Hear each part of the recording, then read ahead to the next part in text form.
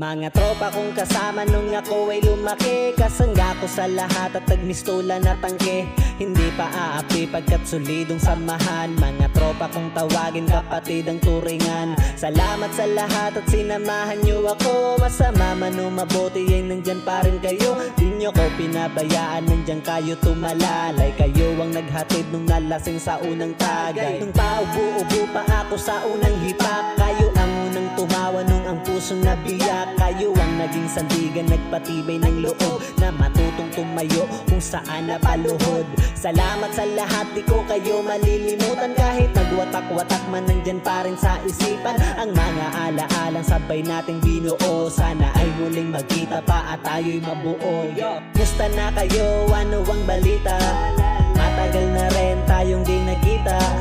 Miss ko na ang tropa na dating kasama. Mga barkada ngayon nasaan na?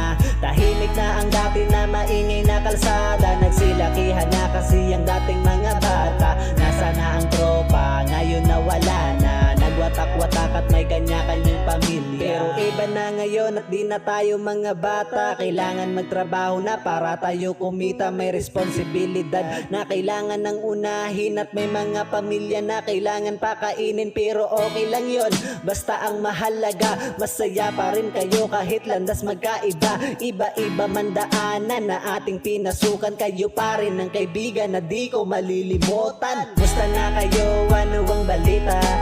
Matagal na rin tayong di nagkita.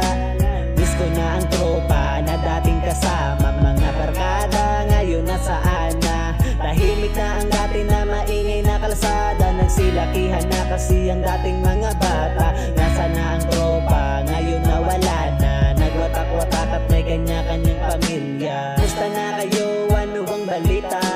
Matagal na rin tayong di nagkita.